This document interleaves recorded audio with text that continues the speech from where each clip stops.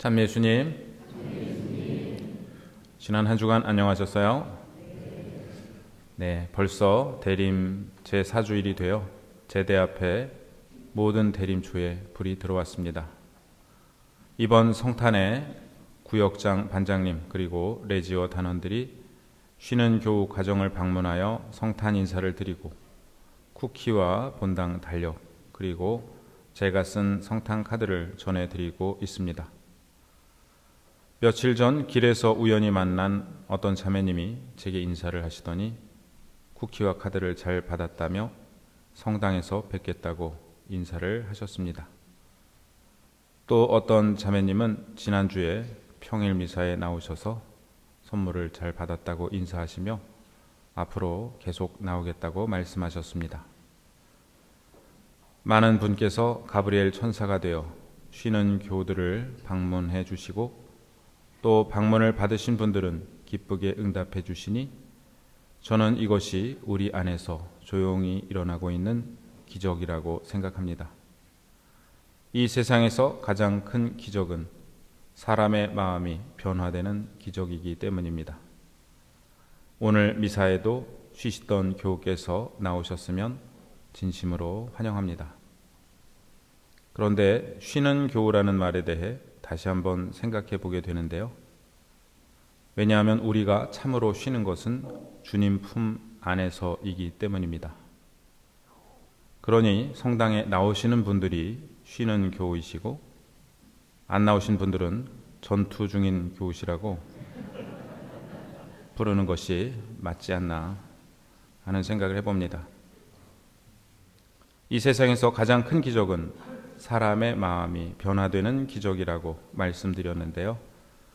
성탄을 4일 앞둔 오늘 우리는 참으로 중요한 순간에 중요한 사람의 마음이 변화되는 기적 이야기를 복음에서 듣게 됩니다. 우선 오늘 제1독서는 이사야서의 말씀입니다.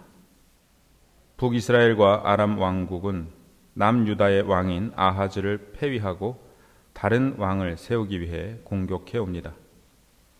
겁에 질려있는 아하즈에게 하느님께서는 너는 주 너의 하느님께 너를 위하여 표징을 청하여라 라고 말씀하십니다. 이에 아하즈가 저는 청하지 않겠습니다. 그리고 주님을 시험하지 않으렵니다 라고 대답하는데요. 언뜻 들으면 겸손한 대답 같지만 사실 그렇지 않습니다. 하느님께 함부로 표징을 요구하는 것은 자칫 하느님을 시험하는 일이 될 수 있습니다. 하지만 표징을 몸소 보여주신다는 것은 하느님 편에서 소통을 시작하신다는 것이고 인간 편에서는 응답으로 믿음이 요구됩니다. 그러나 아하즈는 그러한 관계로 들어가기를 회피합니다. 겉으로는 하느님을 시험하지 않는다는 신앙을 가장하면서도 사실은 하느님께서 보여주시는 표징을 믿어야 하는 부담을 피하려는 것입니다. 그럼에도 불구하고 하느님께서는 젊은 여인이 잉태하여 아들을 낳고 그 이름을 임마누엘이라 할 것이라는 표징을 주십니다. 이사야 예언자 시대의 이 표징은 다른 의미를 지녔지만 800년 후 마테오복음은 이 예언에 더 깊은 의미가 있음을 발견합니다. 한편 제2독서에서 바오로 사도는 우리 주 예수님께서 육으로는 다윗의 후손으로 태어나셨고 영으로는 하느님의 아들이시라고 말하는데 어떻게 다윗의 후손이 되시는지 오늘 복음은 말하고 있습니다. 성모님은 성 요셉과 약혼하셨는데 성령으로 말미암아 잉태하신 사실이 드러났습니다. 신명기 22장은 이렇게 말하고 있습니다. 어떤 젊은 처녀가 한 남자와 약혼을 하였는데 성읍 안에서 다른 남자가 그 여자와 만나 동침하였을 경우 너희는 두 사람을 다 그 성읍의 성문으로 끌어내어 그들에게 돌을 던져 죽여야 한다. 이 무서운 법은 아마 로마 시대에는 시행되지 않았던 것으로 보입니다. 로마 제국의 승인 없이는 사형에 처할 수 없었기 때문입니다. 그렇게 유다 지도자들은 예수님을 사형에 처하기 위해 로마 총독 본시오 빌라도의 승인이 필요했던 것입니다.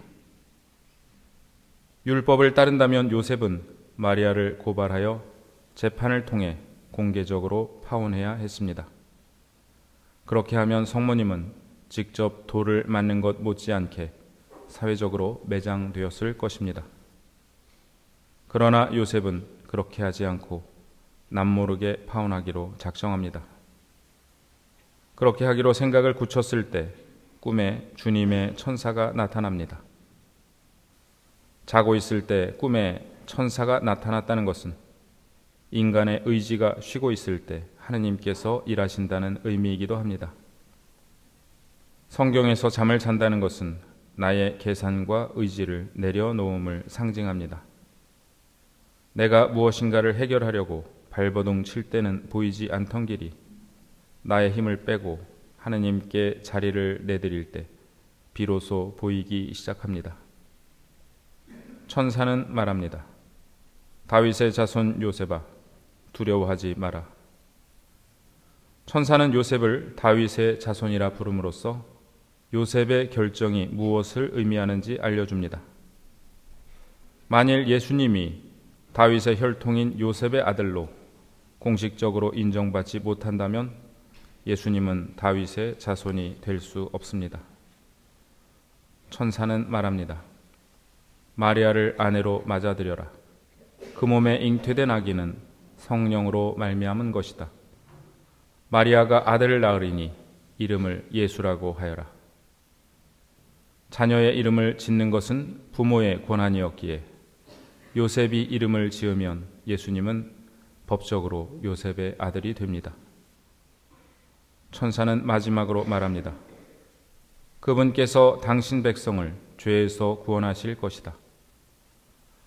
예수라는 이름은 여호수아의 그리스식 이름으로 야훼께서 구원이시다 라는 뜻입니다.